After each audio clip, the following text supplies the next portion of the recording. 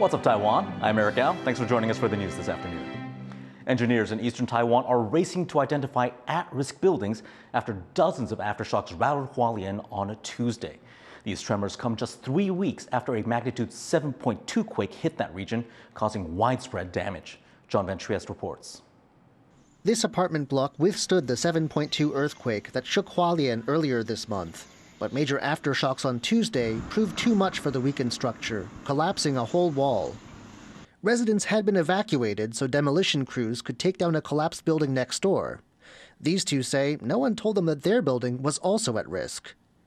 Hualien's building inspectors have found 57 buildings that either need to be repaired or demolished. But they've only been going to places where residents report damage. Damage that's not reported or just not noticed is slipping through the cracks.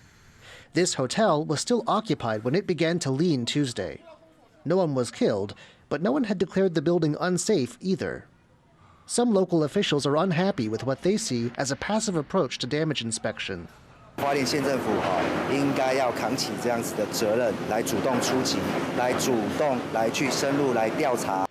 But while Hualien took the brunt of the damage in the recent earthquakes, there are over 200 buildings across the country that have either been condemned or declared unsafe without repairs. In Taipei, Mayor Jiang Wan'an says there's already been another round of checks, just to be sure. 从0403花莲大地震到目前累积进线建物的状况大概有1800多件。区公所也结合三大技师工会来全面的去就红黄单再检视一次。那目前已经完成0403的红黄单建物。Checks in neighboring New Taipei found no further signs of damage either. But just to be sure nothing gets missed, like in Hualien, the central government has a plan. 方署和国土署来成立专案的小组务必要协助跟督导地方政府，即刻来启动危险建物的评估机制，做好警戒的工作，并且尽快的落实危险建物的拆除措施。 With aftershocks expected for at least a few more months, the work of Taiwan's building inspectors is far from over. Chris Ma and John Van Trieste for TaiwanPlus. These relentless aftershocks here in Taiwan are taking a toll on people's mental health. As Chris Gorin reports, it's especially hard for people living in Hualien, the worst hit area. The 16 children and teens living in this shelter in Hualien have been trying to return to normal life ever since a 7.2 magnitude earthquake struck this quiet city. Despite being taught how to react if another quake were to occur, they were still rocked by a powerful aftershock early Monday morning. And the constant waves of aftershocks, more than 1,000 since April 3rd, have taken a toll on these students' mental health. 他们基本上都是在空地外面，他们不敢进到建筑物里面。 Between fears of building collapse and the constant nighttime aftershocks, just getting sleep has become one of the biggest challenges for these young people. 是有点被摇醒，也没有睡得很好。上课的时候比较想睡，然后午休马上就睡着了。 The continuous shaking has left these children in a perpetual state of anxiety. 害怕会更大，然后因为我们家里算是老公寓，就怕会裂掉之类的。 The fears and anxieties around another earthquake don't just affect children. Adults can just as easily lose sleep over these issues, leading to serious health consequences. 连续7天睡不好觉，人就很恍神了，也会心理、生理又不好，就变成恶性循环，可能也影响你的脑力、注意力、记忆力，也影响你食欲啦，也影响你的脾气。 Beyond the physical damage, the mental cost of natural disasters is hard to calculate. Earthquakes are just a fact of life here in Taiwan. And generally speaking, people know how to react when disaster strikes. But given the sheer number of aftershocks this month, many are left struggling to adjust. Justin Wu and Chris Gorin for TaiwanPlus. Now, international support has poured in to help with post-quake reconstruction here in Taiwan. Donations have reached nearly $40 million US, including private pledges. The April 3rd quake in Hualien killed 17 people, and as we've been reporting, a spate of aftershocks has caused even more damage in the region. Thousands of people remain homeless. A U.S. congressional delegation is in Taiwan for talks, just as the U.S. Senate passed a landmark aid bill, including support for allies in the Indo-Pacific region dealing with Chinese aggression. Our reporter Reese Ayers is live in Taipei. Reese, what's the significance of this visit? Well, for one, this is a bipartisan delegation of U.S. congressional members, including Republican Representative Lisa McClain and Dan Kildee from the Democratic Party, both senior politicians. There aren't many issues that enjoy bipartisan support in U.S. politics, but Taiwan does. Now, that delegation arrived in Taiwan on Tuesday. They'll be here for a few days, and in that time, they'll be meeting with President Tsai Ing-wen, President-elect Lai Ching-te, and the Foreign Minister Joseph Wu, and they're expected to discuss topics including U.S.-Taiwan relations, cross-strait relations, and more general kind of regional security, and really just deepen that already solid, albeit unofficial, diplomatic relationship. Now, Reese, the U.S. has just passed an enormous aid bill that holds a lot of relevance for Taiwan. Can you tell us a little bit more about that?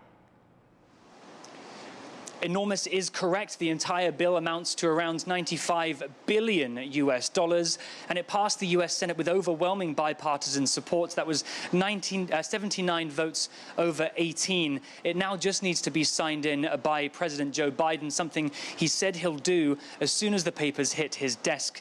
So this aid package actually contains several bills, including over $60 billion in aid for Ukraine, over $26 billion for Israel, and humanitarian relief in conflict zones, including Gaza, and more than $8 billion to, quote, counter communist China in the Indo-Pacific region. Now, it's that last part that really holds the most relevance for Taiwan. Some of that $8 billion will help places like Taiwan to bolster defenses. It will also seek to speed up a delivery of military equipment, including missiles and tanks, to Taiwan. And all of this, of course, not to forget the fourth bill in this package, which includes the U.S.'s promise to ban the social media platform TikTok in the country if its Chinese parent company ByteDance does not divest within 1 year. So China's Taiwan Affairs Office have commented, saying they, quote, resolutely oppose the inclusion of Taiwan-related content in the relevant bill, and they, quote, urge the U.S. to fulfill its commitment not to support Taiwan independence. All of this coming ahead of U.S. Secretary of State Antony Blinken's visit to China in a trip that hopes to mend U.S.-China relations. We'll have more on that story later this evening. Thanks for that explanation, Reese. That was Reese Ayers reporting from Taipei. Taiwan's main opposition party is trying to pass a bill to extend the service life of the country's nuclear reactors. The Kuomintang, or KMT, says it wants to amend the law that would currently see the nuclear energy fully phased out by next year. It says the government's nuclear-free homeland policy would lead to electricity shortages. The KMT does hold the most seats in the legislature, and it could push through pro-nuclear policies with help from other opposition parties.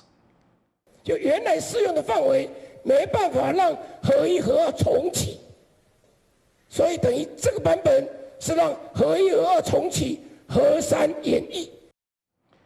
Now, the issue of nuclear energy is highly divisive in Taiwan. Clean air activists are fighting one of the country's biggest sources of pollution, coal. Taiwan is heavily dependent on the fossil fuel. It accounts for more than a third of the country's energy needs. Sally Jensen reports that despite this reliance, a coal-free Taiwan could become reality. It could be any town in Taiwan. But Shengang, next to Taichung, is one of the most polluted places in the country. Its residents are tired of breathing in the same dirty air. 空气怎么样？蛮差的，肠会过敏。可能因为长期大家都住在这里，其实也可能就是习惯了这个品质吧。最直觉是味道，如果你味道出来，你会觉得说，哎，真的是空气不好。呼吸比较困难，加上火力，会污染，比较不好。 For them, this is the downside of living next to one of the country's main sources of energy. Just 6 kilometers away, a massive thermal power plant, its fumes permeating the skies. This is Taichung Power Plant, among the 5 biggest coal-fired power stations in the world. It provides almost 6 gigawatts of cheap, reliable electricity to Taiwan, almost a tenth of the country's capacity. But it's also one of the world's biggest carbon-emitting facilities, spewing millions of tons of CO2 and pollutants into the air every year.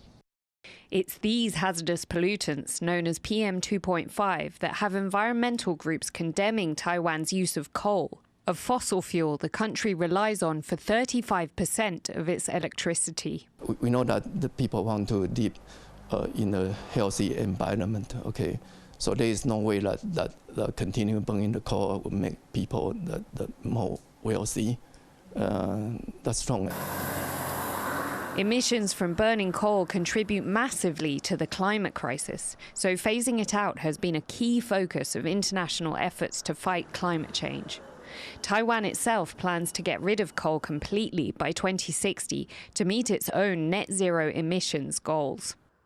Coal poses another concern.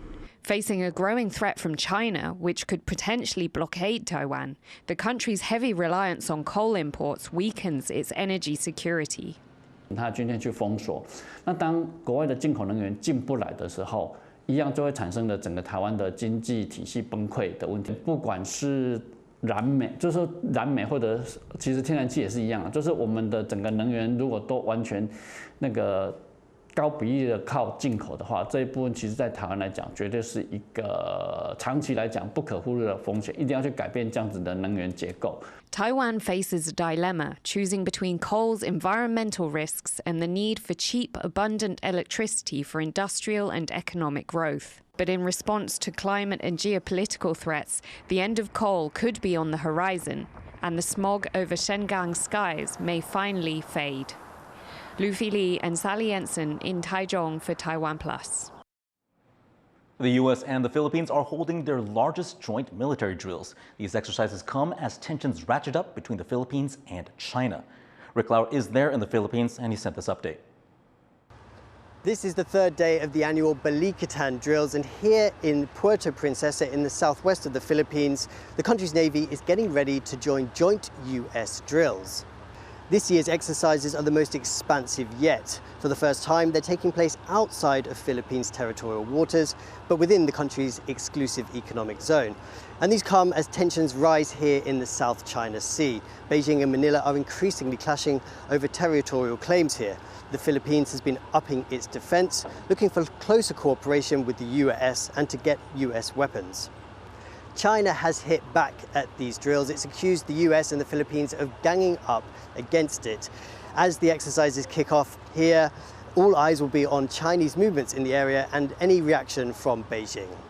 Alex Chen and Rick Lauert in Puerto Princesa for TaiwanPlus. The UK is set to ramp up its defense spending to 2.5% of GDP by 2030, giving it the second largest defense budget in NATO. British Prime Minister Rishi Sunak announced this new plan on Tuesday in a joint speech with NATO's Secretary General. It sets a final goal of $108 billion in annual defense spending and pledges an extra $93 billion over the next 6 years for munitions production. Sunak says these funds will go towards developing autonomous drones and establishing a new defense research agency. In a world that's the most dangerous it's been since the end of the Cold War, we cannot and must not be complacent.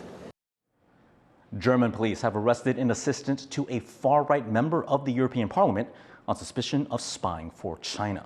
The staffer is accused of providing information about the European legislature and spying on Chinese opposition figures in Germany. The suspect was an assistant for Maximilian Krah, a candidate for the far-right party Alternative for Germany. Beijing has rejected the arrest, saying that it's designed to turn public opinion against China. The UN Weather Agency says Asia was the region most impacted by climate change and extreme weather in 2023. The World Meteorological Organization says floods and storms caused the highest number of casualties in the region last year, while heat waves are getting worse. A total of 79 disasters caused more than 2,000 deaths and impacted 9 million people. The head of the organization says climate change has upped the frequency and severity of these events. Thanks for tuning in to What's Up Taiwan. Finally, check out this unique fireworks display in Taipei, part of a birthday celebration for the Taoist god of medicine, Bao Sen Da Di. I'm Eric Gao, and I'll see you later on TaiwanPlus News.